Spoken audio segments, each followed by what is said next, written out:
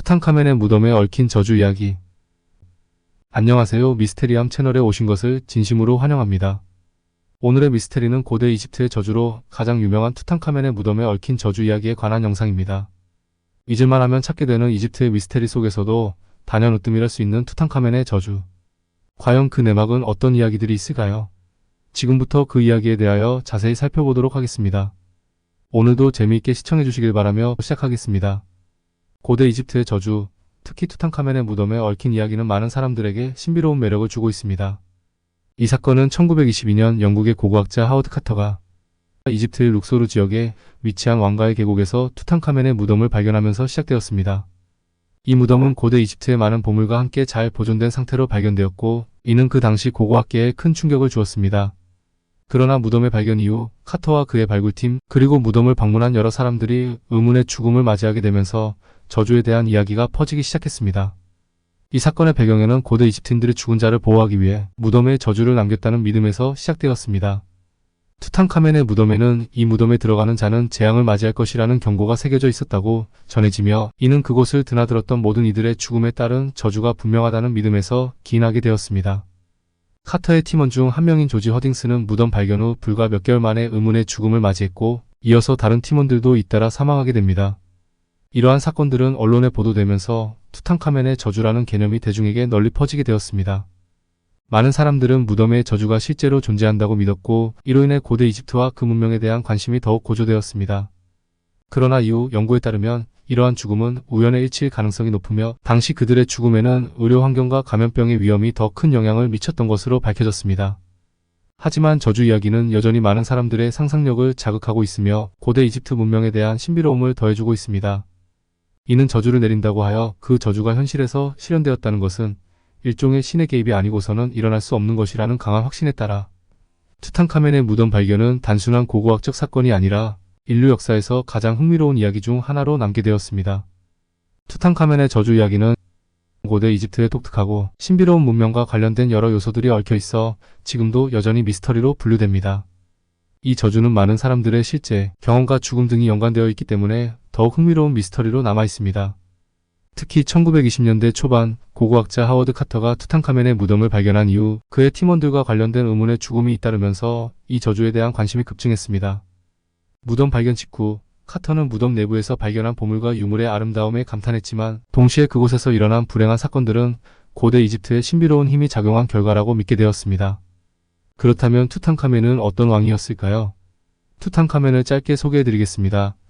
투탕카멘은 고대 이집트 18왕조의 파라오로 기원전 약 1332년부터 1323년까지 통치했습니다.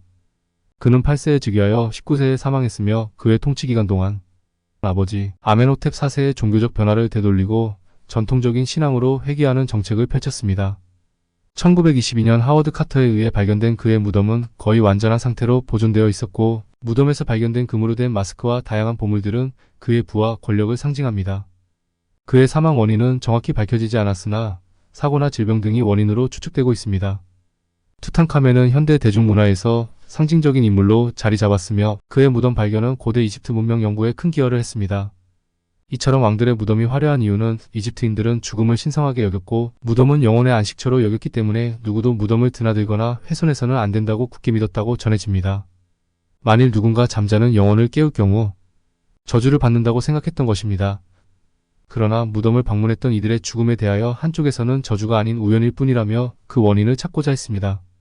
당시 언론이나 음모론자들은 이집트의 컬트적인 요소를 부각시키며 신비주의에 빠져 있었지만, 한쪽에서는 여전히 현대의 과학적 접근으로 사건을 들여다보기 시작하기도 했습니다. 그래서 과학자들이 내놓은 결론은 투탕카멘의 무덤에서 발견된 유물들 중 일부는 세균이나 곰팡이에 오염되어 있을 가능성이 있다는 것이었습니다. 이러한 미생물들이 당시 사람들에게 치명적인 영향을 미쳤을 수도 있으며, 이로 인해 무덤을 방문한 이들이 건강 문제를 겪게 되었던 것으로 추정된다고 보았던 것입니다.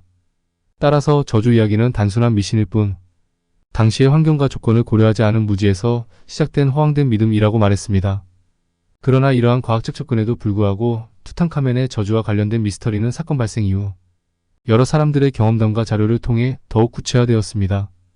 하워드 카터가 무덤을 발견한 직후 그의 팀원들과 관련된 의문의 죽음은 많은 사람들에게 강한 인상을 남겼고, 이는 저주에 대한 믿음을 강화하는 데 기여했습니다.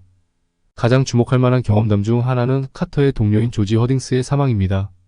그는 무덤 발견 후 몇 개월 만에 갑작스럽게 생을 마감했으며 그의 사망 원인은 여러 가지 추측을 불러일으켰습니다. 허딩스는 자신의 집에서 톡국물에 의한 죽음을 맞이했다는 주장도 있었지만 당시의 의료 환경에서 정확한 원인을 파악하기 어려웠습니다. 이러한 불확실성은 저주에 대한 이야기를 더욱 신비롭게 만들었습니다. 또한 투탕카멘의 무덤을 방문한 다른 인물들 중에서도 의문의 죽음이 연이어 발생했습니다. 예를 들어 카터의 친구이자 유명한 사업가인 로드 카나본도 무덤 발견 후 불과 몇 주 만에 심각한 감염으로 사망했습니다. 그가 사망하기 전 그는 무덤에 있는 유물 중 하나에 의해 물린 것으로 알려져 있으며 이는 저주에 대한 믿음을 더욱 강화했습니다.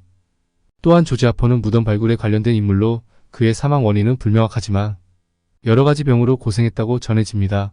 그러나 조지 하퍼의 죽음 또한 무덤의 저주로 몰아가게 됩니다. 역시 무덤을 방문했던 아서 미첼은 당시 기자로 무덤을 방문한 후 사망하게 되는데 이 역시 원인 불명으로 무덤의 저주로 몰아가게 됩니다. 그 외에도 투탕카멘의 무덤을 방문했던 인물 중 일부가 사망했다는 보고가 있습니다.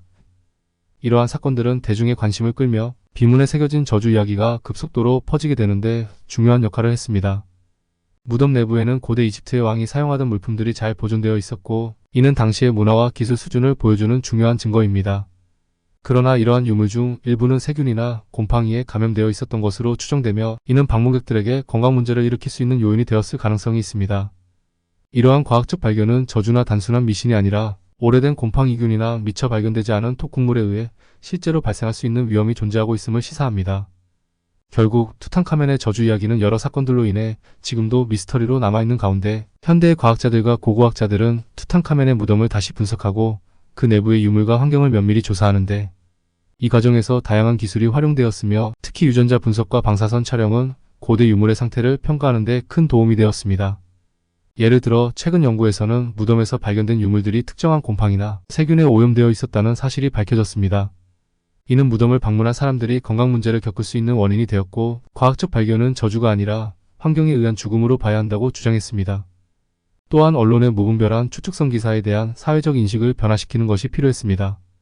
대중매체와 교육을 통해 투탕카멘과 관련된 사건들을 객관적으로 분석하고 이와 관련된 과학적 사실을 알리는 과정이 이루어졌습니다.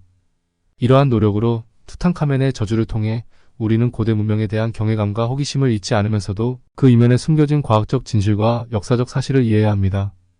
이 저주 이야기는 결국 고대 이집트 문명에 대한 탐구가 단순한 신비주의에 그치지 않고 과학적 접근과 역사적 연구를 통해 더욱 깊이 있는 이해로 이어질 수 있음을 보여줍니다. 오늘의 영상을 어떻게 보셨나요? 무조건 신비주의에 취하기보다는 그 내면을 들여다보는 다각적인 노력이 필요하다는 것을 깨닫는 시간이었다고 생각됩니다. 앞으로도 좀 더 다양하고 재미있는 미스테리를 위하여 구독과 좋아요, 그리고 응원 부탁드리겠습니다. 지금까지 미스테리함 채널이었습니다. 감사합니다.